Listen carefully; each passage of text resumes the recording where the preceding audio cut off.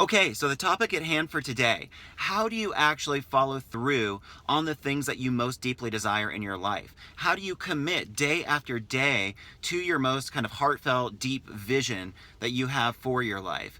This is actually one of the trickiest things that human beings are up against, is we all get hit with these kind of fleeting impulses of motivation to up our game, right? Whether it's losing weight or making more money or falling in love again or putting ourselves out there in a new way, we get hit with these little flickers of like, oh, I have to do that. Usually that's coming from a place of aversion or resistance to where we're at. We just get fed up and we're like, I don't care what it takes.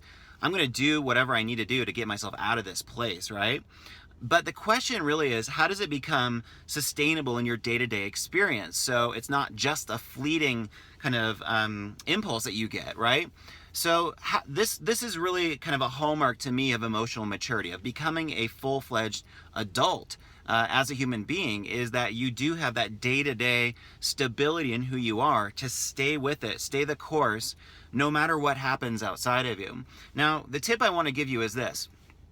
I really believe that we come here as human beings to experience this kind of contrast where we have to get really clear on this inner commitment we want to make to ourselves, to evolve, to grow, to reclaim power. But there's going to be a gap between that inner commitment and what's happening out there in the world. What I mean is that we're not going to get validation coming through our circumstances right away. Almost always that's not going to happen.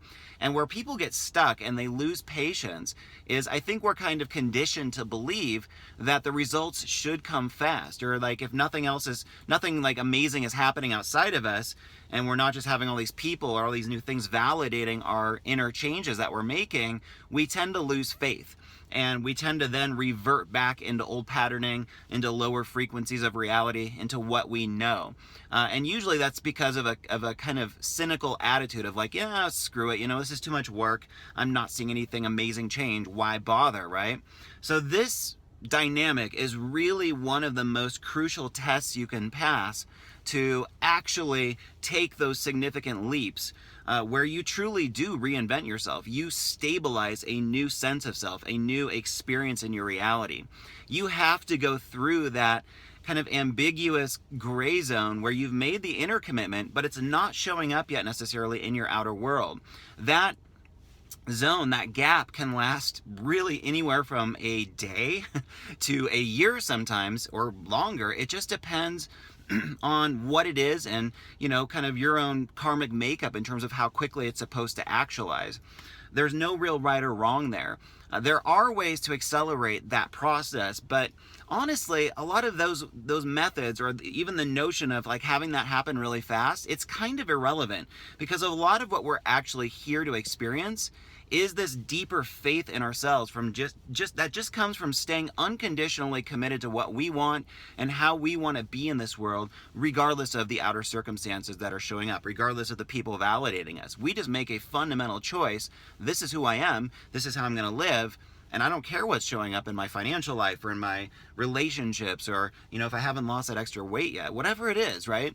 So instead of getting so attached to the outcomes that you want, start to really get more engaged in the process and get more invested in being present in that gray zone where you haven't gotten the outer validation yet. Not much maybe is changing, except internally there is a change. You've made that commitment. You're strong in who you are.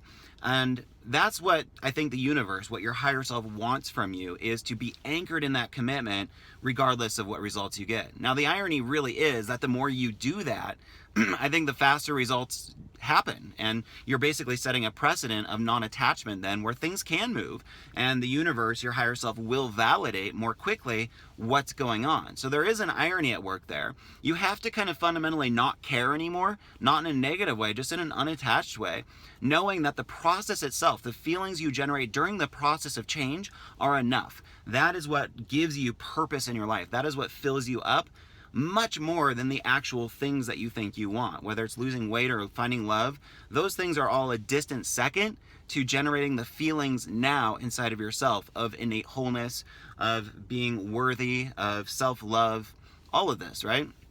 So I want you to play with that paradox in your life. See if you can let go of the attachments, hang out in the process longer, and just notice kind of curiously what happens if you start to expedite this process and see things happening a lot faster out there because frankly, you just don't care anymore. You're not attached to what happens out there. And that's not cynical, it's just totally unattached because you're so kind of innately okay with where you're at right now, okay? So let me know if this makes sense. I know this is kind of a subtle topic, but it's super important. I mean, I've done life and business coaching for thousands of people over the last 12 plus years.